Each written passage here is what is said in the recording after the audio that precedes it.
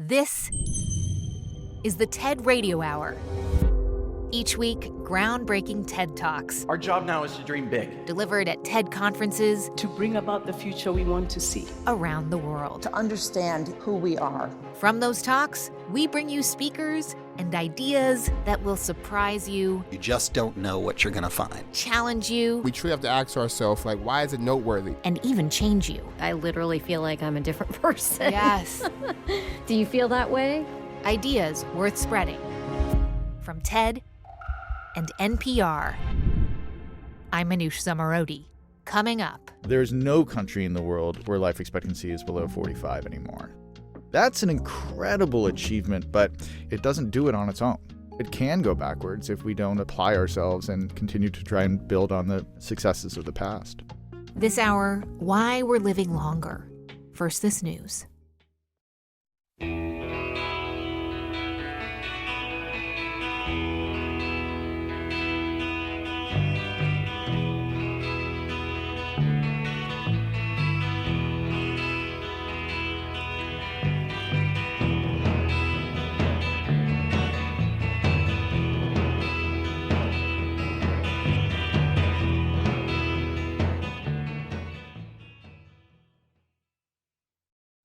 It's the TED Radio Hour from NPR. I'm Manoush Zomorodi.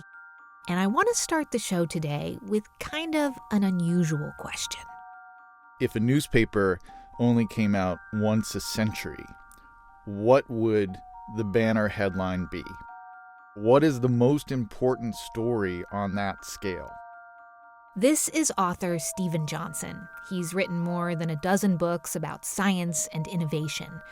And when he asked me this question, my mind immediately went to the obvious answers. Which will live in infamy. The dawn of wars and the end of them. Accepted fully the surrender terms of the United Nations. This, ladies and gentlemen, is the end of the Second World War. It is not or maybe the biggest story was the space race. How we put astronauts on the moon just 66 years after the Wright brothers first flew. On this July 20th, 1969. It's one small step for man, one giant leap for mankind. Or if not that, then maybe the birth of computers and smartphones and having all of the information in the universe at our fingertips. What is internet anyway? What do you write to it like mail? Internet is that massive computer network, Mm-hmm. the one that's becoming really big now. But Steven Johnson says all those guesses are wrong. To me, I really come down to the idea that it is the story of life expectancy. That basically 100 years ago, as best as we know, average life expectancy around the world, global life expectancy, was somewhere around 35. And that's basically where it had been for almost all of human history. And now there's a huge swath of the world where life expectancy is above 70. There are many places now where life expectancy is above 80, which is extraordinary. And there's no country in the world where life expectancy is below 45 anymore. In fact, there are very few where life expectancy is below 60. So, in other words, we have doubled the human lifespan in 100 years. Why don't we think of that as headline-worthy? So this is a great question. I'm so glad you asked it, because what your mind naturally went to was an event, right? We landed on the moon. This thing happened. And there is something intrinsically satisfying about that kind of headline because it's tied to a really tangible story. You know, there's a heroic astronauts and they go to the moon and they do this thing no human has ever done before. And it's an amazing breakthrough. And, you know, it is an amazing breakthrough. I don't want to take anything away from the moon landing. But if you think about what really matters in people's lives and day to day, how your life is transformed, to me, adding a whole extra life, basically, adding this extra 35 years, that's a bigger deal than the fact that somebody walked on this big satellite circling our planet. I mean, it seems to me like that's a bigger thing. But the problem is it doesn't condense down to that clear, intelligible narrative the way the moon landing does. Mm-hmm. It's made up of slow, incremental progress, everything getting just a little bit better year after year, and 1,000 different interventions from a number of different fields kind of aggregating up into this breakthrough that we don't think about it because we tend to not think about things that don't happen anymore. I mean, that is a little bit of the problem with this, right? It's like the story of health progress is measured in non-events. It's the smallpox infection you didn't die of when you were 5. It's the car accident that didn't kill you because you were wearing a seatbelt and there was an airbag. All these things that would have been terrible, but you don't think about them because they didn't happen. This is an extraordinary achievement. Stephen made his argument on the TED stage in 2021. But I want to stress not just that we did it, but I think the more interesting question is how we did it. That's what's been obsessing me over the last 3 or 4 years. That's the investigation I've been on, trying to figure out what are the prime movers when we see change this momentous. What is really driving that change? 100 years ago, there were less than 2 billion people on Earth. Today, there's almost 8 billion and counting. And we have that runaway population growth not because people started having more babies, but rather because people stopped dying. I mean, talk about optimism. That is the most fundamental form of good news there is. You are not dead, right? All this gets explored in Stephen's latest book, Extra Life, A Short History of Living Longer. Talking to him about his research brings up so many questions about what our newfound longevity might mean for us and the planet. And so today on the show, a conversation with Stephen Johnson about the past, present, and future of human life expectancy. We'll talk about why we started living longer and how much farther we can push it. Okay, so let's lay it out just how bad things were and how unlikely you were to survive, especially if you were a child 100 years ago. Yeah, I mean, people would live to 70 or 80. That was not impossible to live that long. But a lot of people died at 55 or 50, and a lot of people died at 2 days or at 2 years or at the age of 10. Interesting, when I first started thinking about this project, I had it in my head that it would probably come out in the year 2020 or 2021. And I thought that that would be a particularly relevant year because it would be the 100th anniversary of the end of the great influenza, the pandemic of 1918, 1919. And that was really the last point at which global life expectancy took a big downward turn. Upwards of 50 million people, we think, maybe even more, died in the great influenza when there were only 2 billion people on the planet, right? And there's always been this question about the Spanish flu, which is that it didn't seem to leave a lot of scar tissue in the culture. Yeah. There's not a lot of great poems or novels written about it. There's a million things written about World War I, but the influenza outbreak, which killed more people, didn't seem to leave a big aftermath. And honestly, I think the explanation of that mystery is that if you were an adult in 1920, you'd been born in the 19th century. Mm-hmm. And you were born into a world where basically a third of the population died before reaching adulthood. Respiratory viruses were a constant threat. Tuberculosis was a big killer. In some places, cholera was still a big killer. Smallpox was still around. And people dying from infections, antibiotics hadn't been invented. And so it was just a reality of life that people would just die all the time. And we weren't as attuned to the global situation because of the media limitations of the day. So when an influenza virus swept through your town and a bunch of your friends and relatives died, it didn't feel all that different. And so that was what life was like. And also you had huge problems with famine at that point. You would have these mass famines where millions of people would die. That was a big cause of death in the 20s, 100 years ago. So it was a world where death was omnipresent. People could live to 70 or 80, but most people didn't. And also it was a world where childhood was the most dangerous time of your life. And I think that is something we just can't stress enough, both in terms of what it felt like to be a child, but also what it felt like to be a parent. That, you just went into the world with this expectation that a third of your children would die. I mean, I can't imagine what that would be like. Well, you might be pleased to know that my siblings and I play a very dark game, which is called What Would Have Killed Us. So for my brother, it was his burst appendix. For me, I had strep throat so badly, definitely would have killed me. And none of us, according to our calculations, would have made it to age 20. Oh, but it's amazing. From what you're telling me, I think that's a high estimate. We probably wouldn't have made it past the age of 5. Well, first off, I just want to say don't really invite me over to holiday dinners at your house. We're really fun, right? Yeah, we're super fun. It's a little dark over there. Well, we're appreciating life is what I'd like. I is the better way to put it. No, I think that's right.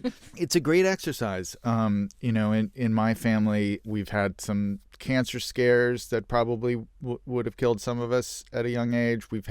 We have diabetes that probably would have killed some of us at a young age. And it's kind of like, if you look at it, like half the immediate family and my siblings, my parents, like half of our cohort would have died around 35 or before, had we been born 100 years before. So it's really important to take measure of that. So, as you mentioned, there are hundreds of reasons and innovations that compounded doubled our life expectancy. Tell us how you decided which ones were the most important.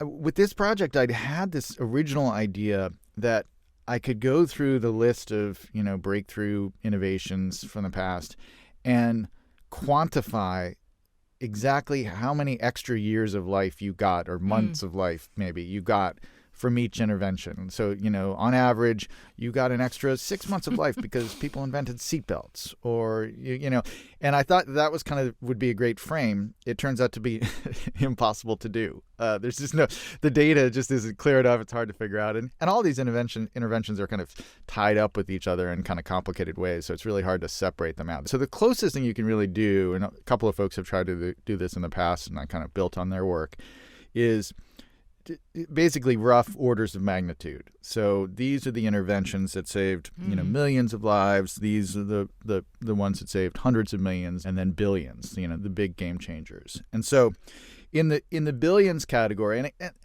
there is some argument about this, right? This is still kind of a rough estimate, but in the billions category, we have something like artificial fertilizer, which was crucial to the story of reducing famine, vaccines for obvious reasons. And then maybe the most kind of surprising one, which is doesn't seem like a medical intervention, which is toilets and sewers, basically separating the system that separates out our waste products, our human waste products, from our drinking water.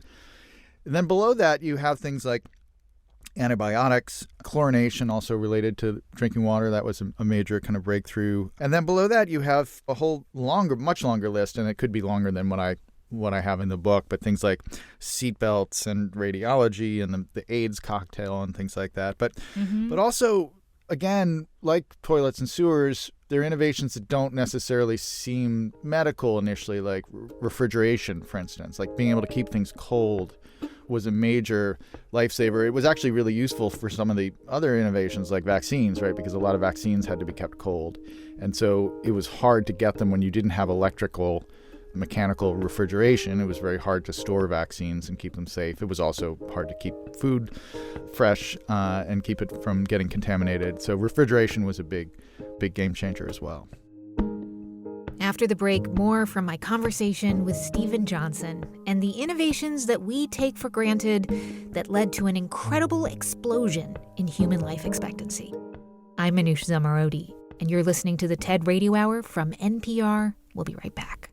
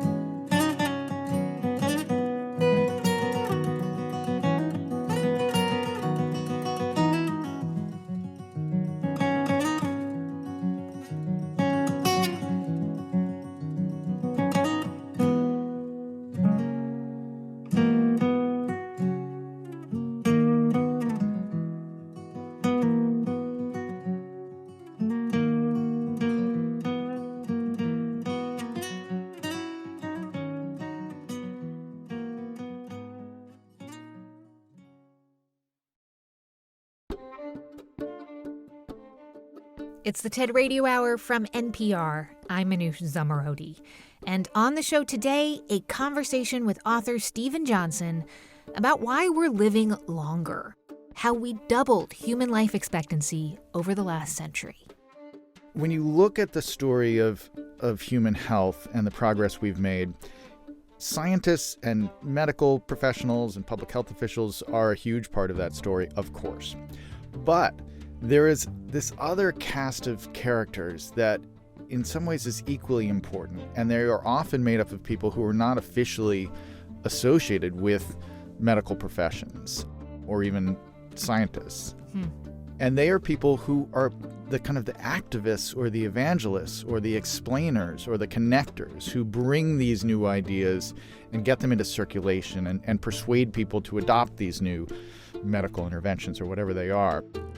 One of Steven's favorite examples of this is the somewhat surprising story of pasteurization. Yeah, I mean, pasteurization is the great case story in that because, milk was a very dangerous thing in big cities, particularly in New York, where we both are. In the middle of the 19th century, it was very hard to get safe milk to drink. It was often contaminated because it wasn't refrigerated. They had these terrible swill milk kind of industrial farm factories in downtown Manhattan where they would feed the cows the waste products from whiskey distilleries, and you could get tuberculosis from milk. And it was particularly dangerous for young kids. There's something like more than 50% of all deaths in New York in the 1850s were young children, and many of them were killed by contaminated milk in one form or another. Why were we drinking it? I just have to ask. Like, if you describe it as looking like a thin blue color, it sounds so disgusting. It's killing a lot of people. Why did we drink milk? Yeah, well, it was partially that a lot of women were going into the kind of industrial factory workforce, and so they were feeding young babies cow's milk instead of mother's milk, and that's why you had all these 6-month-old and year-olds who were dying because they just didn't have another option. So there is a conventional story of how we solved this problem, which is we solved it with chemistry. We solved it with pasteurization. Pasteur came up with this idea and the world changed. But in fact, there's this 50-year gap between pasteurization being developed originally in 1865 and 1915, which is roughly when pasteurized milk becomes standard in supermarkets and stores in the United States. And that's because it wasn't enough to just solve the problem with science and with chemistry. You had to fight for that solution to get into place, right? And that took social movements. I mean, it's one of the crazy things that I was only vaguely aware of before I started this project, which was that pasteurized milk was a big kind of political fight in the second half of the 19th century. And there were pasteurization activists and there were pasteurization rallies. And it sounds funny to us now because we take it for granted, but somebody had to fight for these ideas getting into circulation and getting into, your refrigerator once refrigerators were invented. Milk, an important food for the health of the nation. Pasteurized milk, a safe food, trusted by millions of people and important in every diet. For all these people, pasteurization is a guarantee of safety. There is no such thing as partly safe milk, for milk is either pasteurized or it isn't. And so there's a whole wonderful kind of range of, 19th century muckrakers. This guy, Frank Leslie, who ran a newspaper in Brooklyn, who wrote all these exposés about the terrible milk trades. And then this guy, Nathan Strauss, who was a department store magnate. Like, he owned Macy's, but he became a big pasteurization advocate and kind of devoted his last couple of decades of his life to trying to get people to drink pasteurized milk. And eventually he, with a bunch of his allies, kind of turned the tide. And so there are a number of stories like that in the book. And what I ultimately started to realize is that this is partially the triumph of Enlightenment science on some level and reason, and that kind of traditional story that you hear. But it's also a story of kind of social struggle, that the life expectancy doubling is related to other kind of marks of progress like universal suffrage or civil rights, right? It's something not just that came out of the laboratory, but actually came out of the streets and came out of, struggle and argument and advocacy. And if you only focus on the scientists, as important as they are, you miss a part of the story. And mortality rates dropped pretty quickly, right? When pasteurization became standardized here in the U.S. in 1915, is that right? This is a great example of why I couldn't precisely quantify the effect of, each intervention the way I had originally envisioned in my initial idea for this project. Because what happens is that pasteurization kicks in right at the exact same moment when people start chlorinating the drinking water in big cities. Oh. And so it's very hard to tell, exactly which intervention is doing it. But what you see is this really, really dramatic drop in childhood and particularly infant mortality in the United States in that period. And it's interesting because sometimes people think that the progress in health is really just a byproduct of progress economically, that people are just better off economically and they have more food on the table and that's why they're living longer. And it's really driven by, kind of capitalism on some level. It's making people wealthier and that's why we're healthier. But this is a great case study in why that is certainly not completely true and probably not true on some level, which is that you see this incredible drop in childhood mortality right in the middle of the Great Depression. As all these chlorination systems kick in and the pasteurization becomes standard and all that kind of stuff, that whole cohort of kids that was born in the 30s actually lives a lot longer than kids that were born, at more affluent times 20 or 30 years before. And it's because the infrastructure of chlorination and pasteurization had been put in place by that point. Here's Stephen again on the TED stage. And there's another prime mover that we don't talk about enough, which seems a little bit unlikely in the context of, disruptive innovation. And that is large bureaucratic institutions. Now, if that seems contradictory to you, I suggest that you flip through the pages of any pharmaceutical drug catalog from the early 20th century. I mean, these things are just a laundry list of deadly poisons, one after another. Arsenic, mercury, belladonna, not to mention all the heroin and cocaine. A lot of medical historians believe that all in, pharmaceutical drugs were a net negative in terms of human health until the invention of antibiotics in the 1940s. That's what life was like. I mean, in 1937, there was this Tennessee pharma startup that hit upon this idea for a new cough syrup, a cure for strep throat, actually, targeted at children. At the time, there was a new drug called sulfa drugs that were kind of a forerunner of antibiotics, but they were generally packaged in this bulky pill format. It was very difficult for kids to swallow. So a chemist at this startup came up with the brilliant idea of dissolving the sulfa drug in diethylene glycol and then adding some raspberry flavoring to make it more palatable for the kids. Seemed like a brilliant idea, except that diethylene glycol is toxic to human beings. It's basically antifreeze. And so almost immediately, weeks after, there were dozens of deaths around the United States from this terrible concoction. And the crazy thing is that putting diethylene glycol in your medicine was not a problem, given the existing regulations of the day. The only thing that the FDA was really interested in was whether you were actually listing the ingredients of your potion on the label. So if you wanted to put antifreeze in your cough syrup, go right ahead, as long as you actually list the ingredients on the label. That's what life was like. But because of this tragedy, laws were changed, and for the first time, the FDA mandated that pharma companies show that their drugs were not harmful to consumers, which seems kind of obvious, but somebody had to figure that out.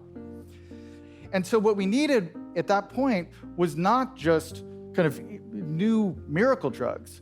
We needed new institutions. We need new meta-innovations, like 3-phase trials and randomized controlled experiments, and regulatory bodies like the FDA to separate out the fake cures from the real thing. And that kind of institutional innovation is going to be increasingly important in the decades to come. I mean, it is amazing. These scientific innovations compounded with government regulations, plus public awareness campaigns. I mean, you could be talking about milk pasteurization or the FDA changing laws in the 30s, or you could be describing where we are right now when it comes to fighting COVID. I mean, here we are again, right? Yeah, and I mean, the first thing is that when you look at past crises and how we got out of them, and when you look at the present crisis and think about how we might get out of it, one of the challenges in making sense of it all is precisely what you just said, which is there are all these different variables at play and all these different institutions and all these different disciplines and just the number of people. And so trying to create a coherent vision of like what is really happening is very complicated. And it's complicated, for me as a storyteller, right? Like, how do you tell a story where there are 1,000 heroes? It's very, you can't keep track of everybody, right? It's like even harder than keeping track of like the number of characters in Game of Thrones, trying to figure out how to keep track of all the characters in the history of public health. So there's that complexity to it as well. But the other thing that is worth pointing out here, we sometimes place too much emphasis on the actual kind of physical objects of the breakthroughs like the vaccines. And in fact, when you really try and measure the changes that had the widest influence, but also the most kind of diffuse, it's sometimes these kind of meta innovations, which is the best example of this is something like randomized controlled trials, which we think of in terms of the 3-phase trials that we saw for the COVID vaccines, right? So, the creating a process whereby statistically you can create an assessment of whether a pill or a vaccine or some other medical intervention works or doesn't work. That being able to do that, because we invented this system of randomized controlled trials, double-blind trials, that is a superpower, right? I mean, before we had RCTs, as they're called, there just really wasn't a way to tell whether a given drug worked or not. And it was all anecdote. And it was very misleading because people have a natural pharmacy in their bodies in the form of their immune system. And so no matter what pill you give them, they generally get better. And so there was a lot of like, hey, I gave this person some, opium laced with mercury and he got better. So that must work, and so you just had all of this terrible like quack science well into the 20th century because we really didn't have a way of testing. And it wasn't until surprisingly late, I think, actually, in the history of things, if you think about it, it wasn't until the late 1940s when RCTs were kind of formally developed as a procedure for testing whether a given intervention worked or not. And that was one of those, there's sometimes these innovations where they unlock a whole second generation of innovations in their wake. Like it suddenly became a lot easier to develop effective drugs once you had this new way of testing them.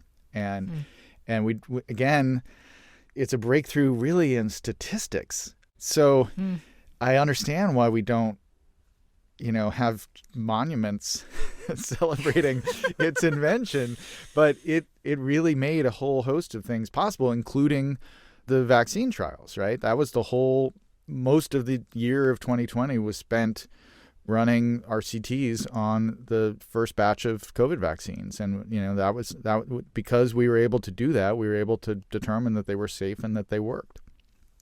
Can we talk more about our life expectancy now? Because, correct me if I'm wrong, but because of COVID, it's been the first time in a long time that our life expectancy has actually dropped. Is that right? In the United States, life expectancy was creeping backwards for the first time in a very long while before COVID because of the deaths of despair, as they're called. So the opioid epidemic and relatedly suicides that may have come out of kind of drug dependency. And one of the reasons why it started to creep down is that so many people dying from those things were very young, right? So if you die at the age of 70 and average life expectancy in your country is 77, you don't really have a big effect on the overall average. But if a lot of people die at the age of 25 because they overdose on OxyContin or whatever drug, that will pull the overall average down. And so we had started to see this reversal, which was troubling already. And then COVID, the data isn't fully out, but in COVID in 2020, I think the latest numbers are that it declined by about a year in the United States thanks to COVID. But crucially, it was about 3 times that for African-American communities, for instance.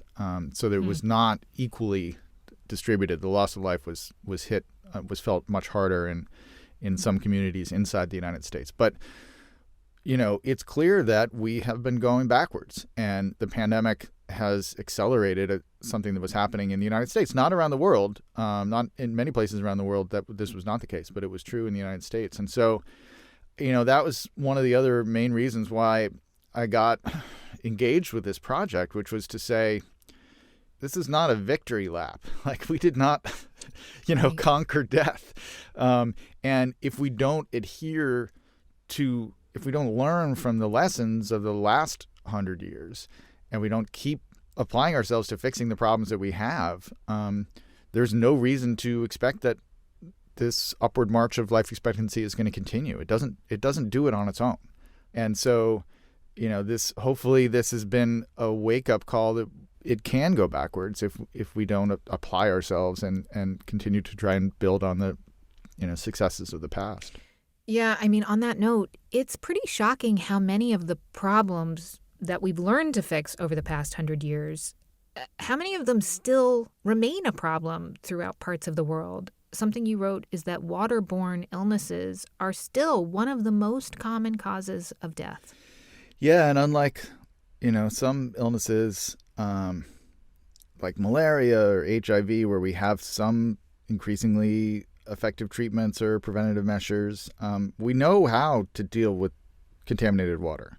It's not a mystery. It just involves infrastructure, and the question is, that's just a matter of putting the infrastructure in place and paying for it. There are these kind of interesting new ideas about, could you build, kind of micro water waste removal and water purification systems that are not dependent on giant infrastructure being put in place. So if you have a small village that's kind of remote, you could create this little micro thing that would be solar powered, and you could have the whole system without having to put in all the infrastructure that we would expect in kind of a modern city. And so that may be one way in which we deal with the problem. But yeah, you kind of get back to, there's some like deep universals there, which is human beings need clean water, and it's still, after all the progress we've made, it's still something we haven't fully solved. Coming up, more from Stephen Johnson on the unexpected consequences of people living longer and where we go from here. Currently the outer boundary of human life is somewhere around 110 and 115. It's very hard to live past that. But there is serious research out there that suggests that we can just blow past that boundary and live for decades longer, maybe even indefinitely. I'm not saying this is going to happen, but it is on the table. I'm Anoush Zomorodi, and you're listening to the TED Radio Hour from NPR. Stay with us.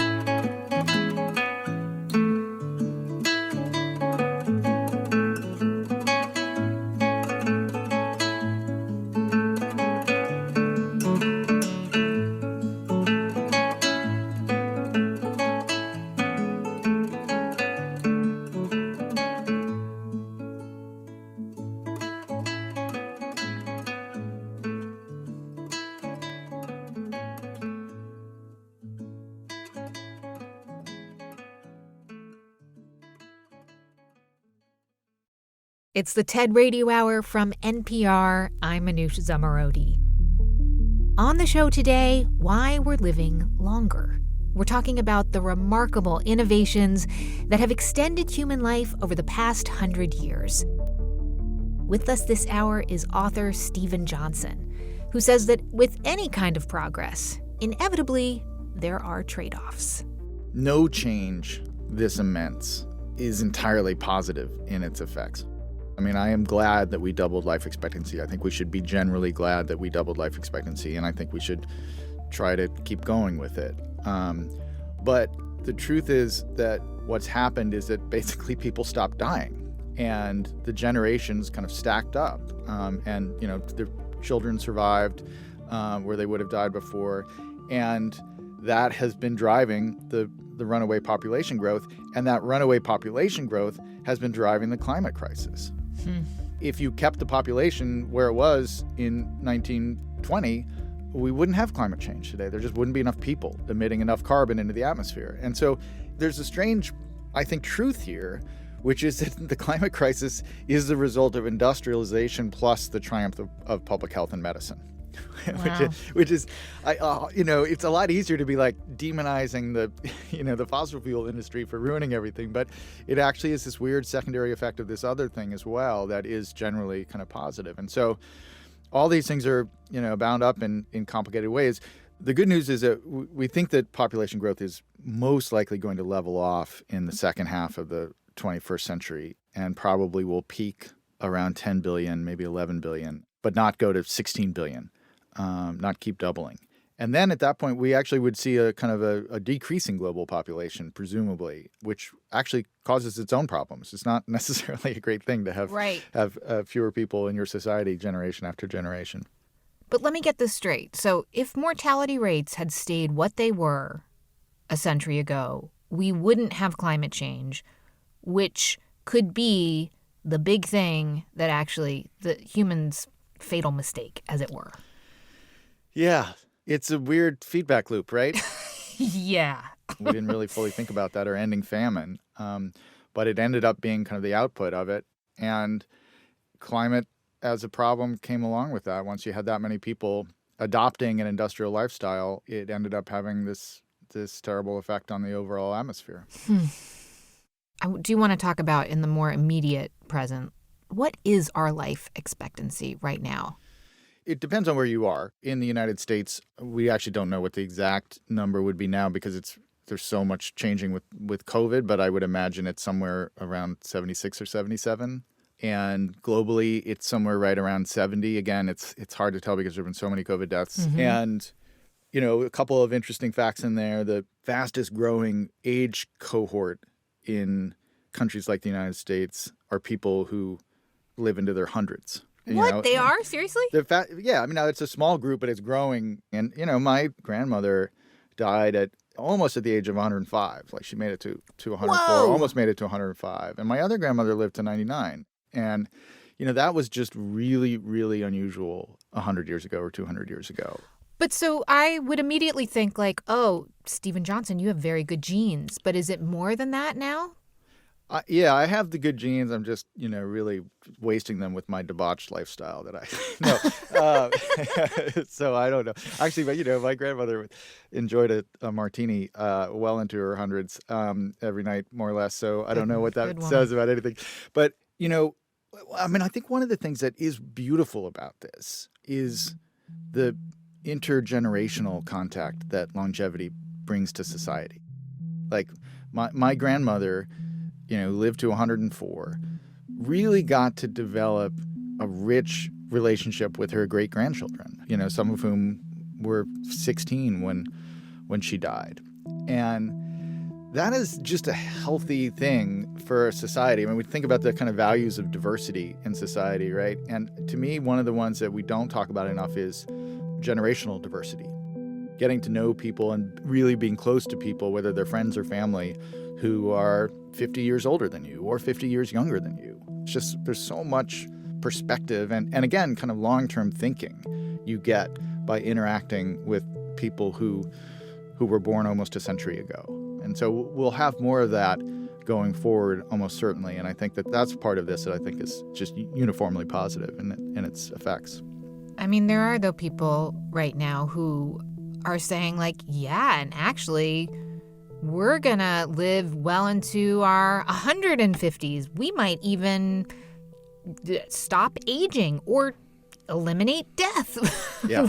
What are your thoughts about ending the aging process, increasing longevity? Is that just like some Silicon Valley dream, or are you feeling like yeah, there's something to it? I guess I would say two things. There's this idea, lifespan. How long do you live? But there's a related but different category, which is health span, which is how long are you alive where you're fundamentally healthy and in control of all your faculties, maybe with some limitations as you get older, but you're in control of your destiny on some level physically and mentally. And those are two different things. Like, we've gotten really good at keeping people alive, but oftentimes the last 10 years of their lives are not great.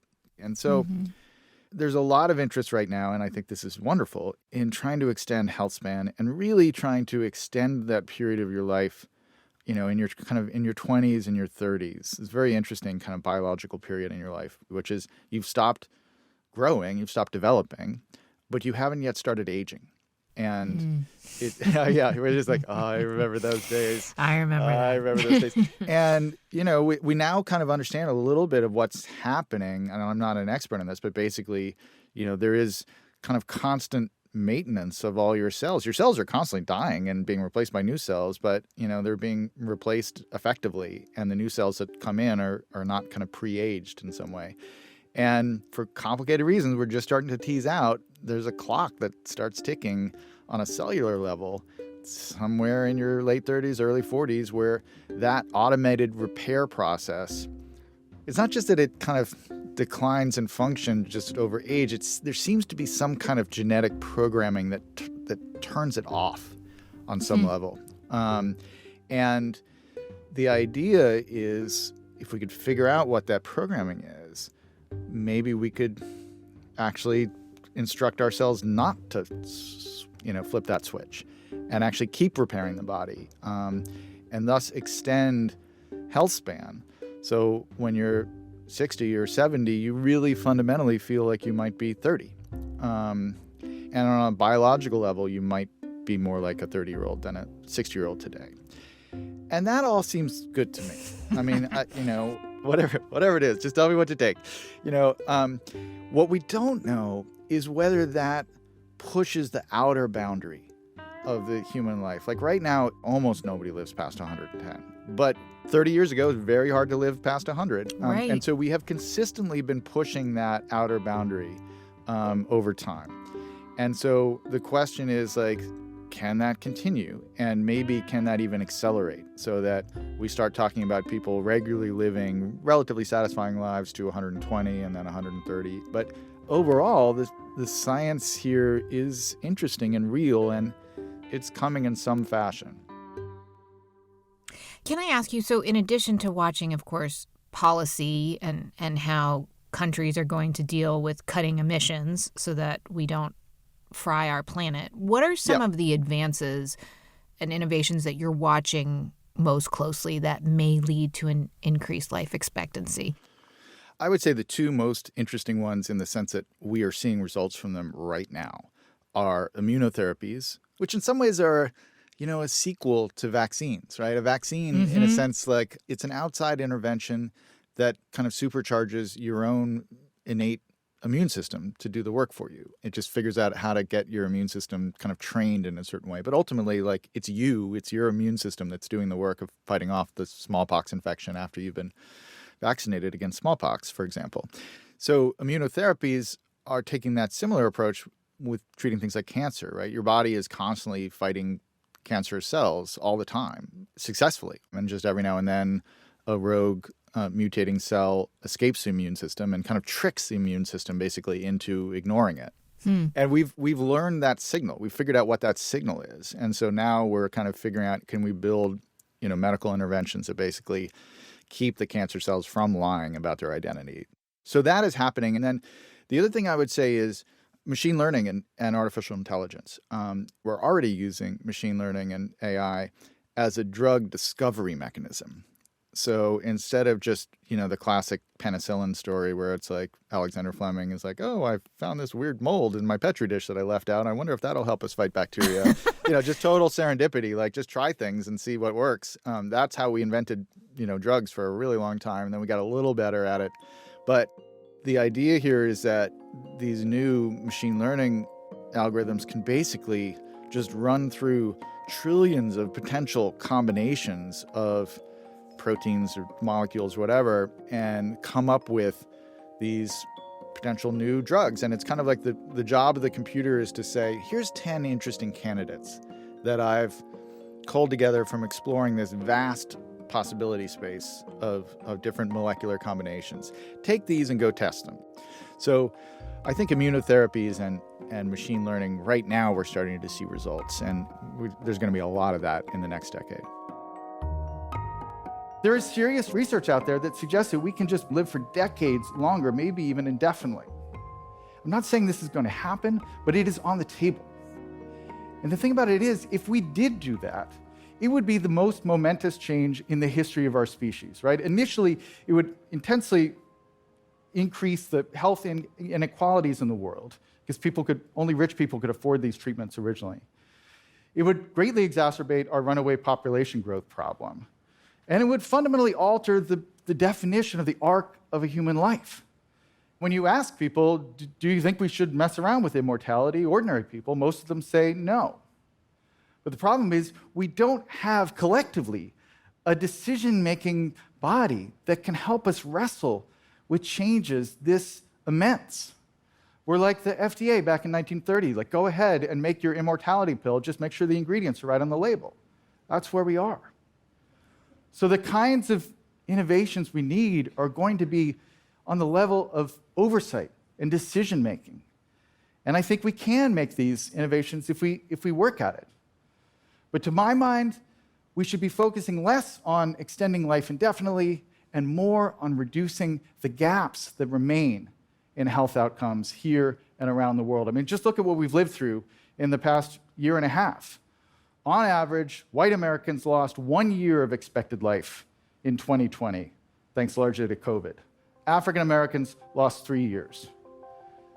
And we should be focusing on reducing the gap between what we call health span and lifespan, the amount of time that we spend that is fundamentally healthy and at full capacity. I think we all agree that these are problems that are worth solving, and we have the tools at our disposal right now to solve them. If the first great revolution in human health was extending the overall average human life, the second should be about closing the gaps. I guess to wrap up, Stephen, I'm wondering, can you wax a little philosophical for me? Because you must live your life differently, knowing all the various ways our lives have been extended. And on the one hand, it makes you slow down and think, very thoughtfully, like, this is clean water coming out of my tap. Mm-hmm. The takeout that I order has to be cooked and packaged according to certain standards. Yeah. But the climate change aspect of it, I wondered if that sort of makes you stop in your tracks and think, like, this is a story of the last century, but it's definitely not the story of the next century. It's a great question. Day to day, it's hard to keep that sense of wonder and amazement. Like, you can't just be the guy who every time someone asks for a glass of water, right, you're like, but do you realize how incredible water is? Yeah, that would be rather tedious. But what I remember, actually, the thing that came to mind when you just said that is going to get the first vaccine dose in February. I think I got it pretty early. And I went out to the racetrack in Queens here where they had a vaccination center. And I actually kind of teared up when I got the shot, not because it was painful. It actually isn't painful, I should say, to anybody who's worried about the pain of it. But I think because of this project, like, I just thought of all the people and creativity and hard work that, like, went into inventing vaccines and inventing this particular vaccine. And there was just, hundreds of years of kind of brilliant, tenacious minds trying to solve this problem to keep me safe. And it just seemed like this wonderful kind of crystallization of all this history. And it was weirdly moving. And so when you think about that positive trajectory of all those lives that were saved, that were the beneficiaries of all that kind of intellectual work and political work that made that possible, I think that's a really important feeling to have in your body on some level, just to remind yourself of, like, what has come before you. But you have to then temper it with a sense of problems still exist, and there are looming problems, and we can project forward now and say where we are in terms of climate or in terms of other things, we may be in trouble, in serious trouble 10 years from now or 20 years from now or 30 years from now. And that requires that long-term thinking in a way that we began with, right, with the 100-year newspaper. Right, right. How do you get your brain to think long-term about not just the legacy of your actions right now for you and your immediate family, but the legacy of your actions for your children's children or and your great-grandchildren? And that's a hard thing for the human brain to do. It doesn't come naturally to us. And that is not something that people used to do. People did not sit around and say, hey, here we are in our society right now, but let's look at current trends and project forward 50 years and think about, how we could anticipate those future problems and what we could do now to make sure that those future problems don't happen in 50 years or in 30 years. That's just not a way of thinking that humans have historically done. And now we're trying to do it. And we're not great at it yet, for sure. But but the fact that we're even trying and we're learning those new skills, that we are trying to develop that long-term thinking, that is what makes me cautiously optimistic about our ability to solve these new problems. That's author Steven Johnson. His latest book is called Extra Life, A Short History of Living Longer. You can see the Extra Life TV series on PBS and watch all of Steven's TED Talks at TED.com. Thank you so much for listening to our show this week about why we're living longer. This episode was produced by Rachel Faulkner and Deba Mohtasham. It was edited by James Delahousie and Katie Simon. Our TED Radio production staff also includes Fiona Guerin, Katie Monteleone, Sylvie Douglas, Matthew Cloutier, and Margaret Serino. Our audio engineer is Brian Jarbo. Our theme music was written by Ramteen Arablouei. Our partners at TED are Chris Anderson, Colin Helms, Anna Phelan, Michelle Quint, Sammy Case, and Daniela Ballarezo. I'm Manoush Zamarodi, and you've been listening to the TED Radio Hour from NPR.